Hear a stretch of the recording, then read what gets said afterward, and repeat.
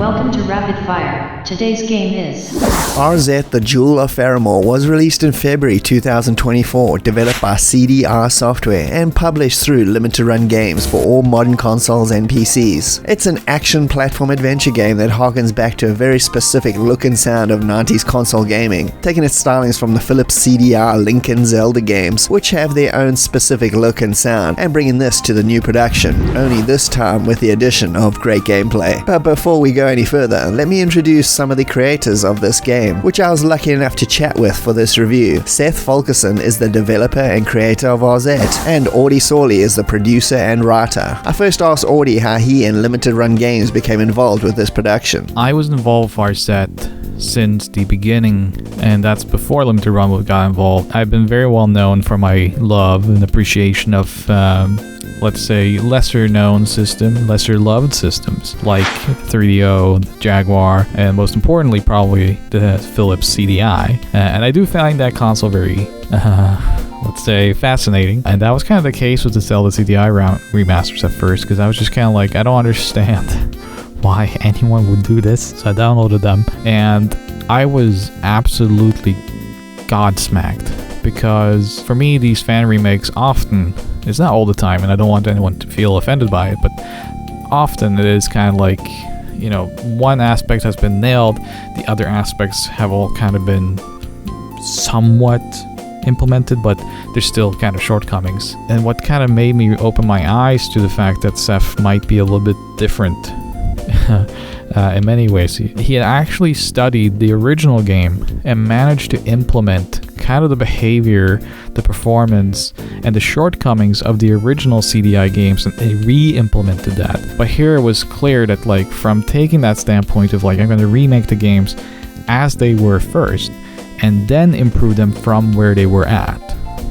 just meant that he understood these games and also understood game design a little bit differently than many young first-time programmers. Now these games that people kind of looked at as these rather terrible games, which they may or may not be, he had brought them back to a larger audience, and with those fixes, I think a lot of people opened their eyes and said, there's something to them. Even if they play them on the original mode, even if they go back and play them on the CDI, I think there was a new impression of them, and that's important, because putting things into context is something that for my career has been extremely important. So I reached out to him, took a few hours, and then there was the idea, what if we took this and made something original out of it? It's about 3 years ago as of this recording. Going into a pitch room with people that work in the games industry and saying, like, you know, we have a new game idea, it's based on the Zelda CDI games, gonna make you a lot of money. And at this time I'd left my previous job and been hired by Limited Run as a producer. We showed it to Josh Fairhurst at Limited Run, and he did not know me very well at the time. I just started literally hours ago.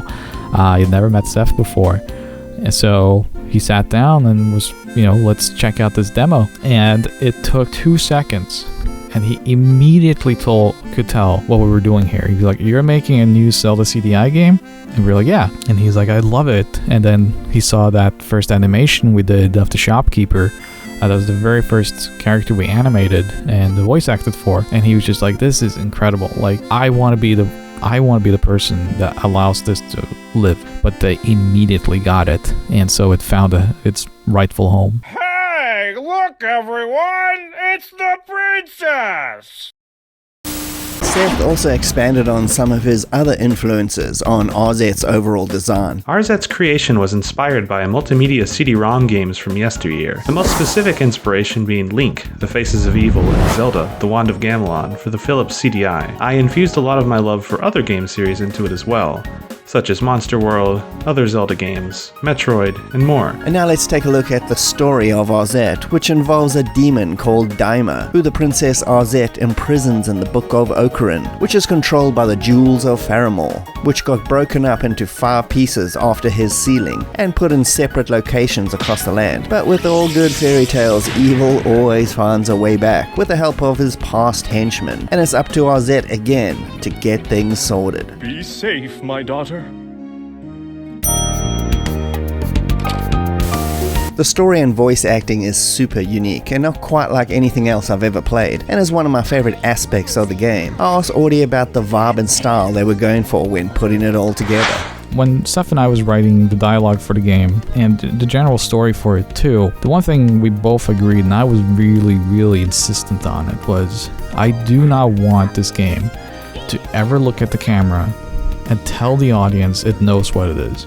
There's a level of self-awareness to the product and not have to rely on the audience to get something. So when it came to the voice actors in general, so some of them are friends and family, and a lot of them are actually, but there's also some professional actors and actors in there, and then especially Angel, who did Arzette herself, is just really good. The 70s and 80s vibe, the kind of like goody two-shoes kind of good vibe, the warm, I was right to say, I think the dialogue is really warm in this game because it was written and it was performed with a lot of heart and fun. Despite the fact that like there are a lot of friends and family, I was shocked when I was playing the game. So yeah, it was very challenging, but at the same time, probably most rewarding because of the importance of those cutscenes.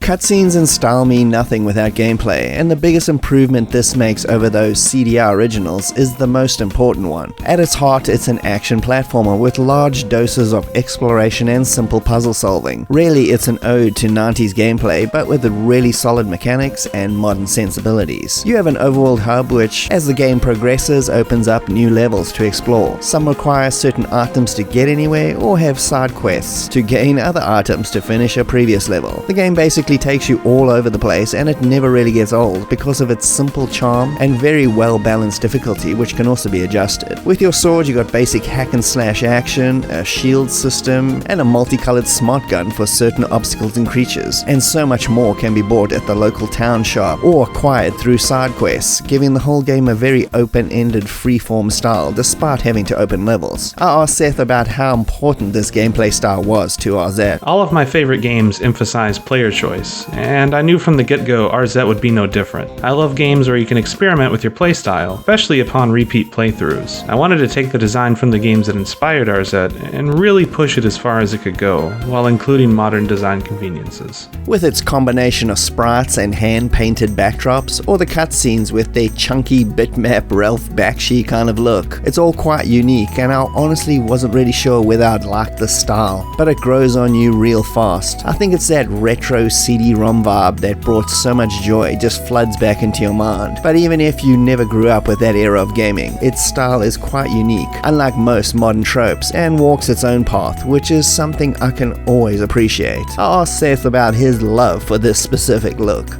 I find the art style of the original Zelda CDI games extremely charming and unique. I've always had a genuine fondness for them, both the unique cutscene style and the hand-painted bitmap backgrounds, and I wanted to channel that passion into my own game. Additionally, I adore the look of early 90s FMV and multimedia games in general. Due to hardware limitations of the time period, it's a look that is very specific and unique. I consider Arzette a love letter of sorts to games of that era. Something we haven't touched on so far is the soundtrack, even though you've been listening to it throughout this entire video. It's quite simply excellent, and sold me almost immediately on how legit this whole experience was going to be, just from the opening menu track itself. Just like modern movies, video game soundtracks have all gotten quite boring and forgettable in my opinion, and I'm not including modern indie games in that statement. But Arzette manages to be both toe-tapping while keeping that whimsical 90s PC CD-ROM vibe alive and well, and as a soundtrack I'd love to get the vinyl release of in the future. I asked Audie if he can tell us a bit about the musician behind its creation.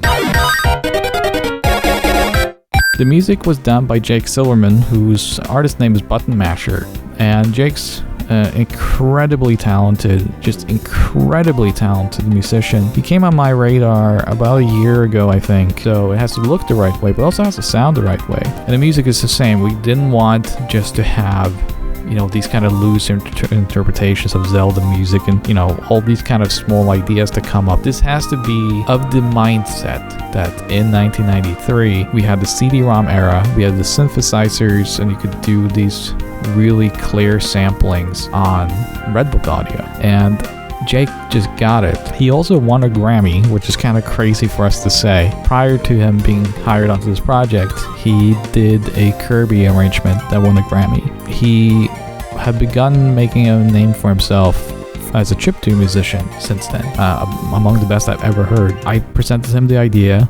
He was really into it, and he just immediately understood what we were going for. He was like, yeah, I get this. And then we got the soundtrack we got, and I mean, no joke, it's one of my favorite game soundtracks ever. And I know people who work on their own games are gonna say this, but like, when you listen to it, man, it just elevates the game. So huge props to Jake. He came in and just absolutely nailed it. So we couldn't be happier with him. If you've watched this channel at all, I'm pretty sure you realize I don't review games I don't like, cause what's really the point? And being a friend with Audi for a good few years now made me slightly worried about reviewing it, but everything melted away pretty quickly upon that first load up. And like I said to Seth and Audi the other day, the gameplay, music and art style had me hooked very quickly. The flow of the game makes it feel absolutely effortless to play, and more importantly, I was smiling the entire time at the good vibes radiating out of this thing, and it took me back to my 90s gaming heyday. But I'll let Seth and Audi give their final thoughts on what they want you, the gamer, to take away after playing Arzette for yourself. Above all else, Arzette is intended to be a fun and joyful experience that surprises players of all types throughout. The number one thing we've gotten in return now, as people have started reviewing it and playing it, even what they perceive as some design shortcomings or whatever, they don't care so much because there's just so much sincerity and charm to the game. However, I'd also like people to see the same potential that I saw in the bad games that inspired Arzette, and maybe give more underappreciated games a second chance. I've been seeing a lot of reactions where it's just like, I'm having so much fun, and you don't need a sprawling, MMO city with a million voice acted characters and whatnot to create a world. And so I hope the experience they take with them is that they loved the introduction and they can't wait to the continuation. Thanks so much for the interview. Really appreciate it. Yes, princess. I surely... So I hope you'll give this game a shot on the format of your choice. Collector's editions are also available from Limited Run, and they even went as far as recreating the dodgy CDI controller, which has Audi's influence written all over it. Congrats to everyone involved, and cheers for watching.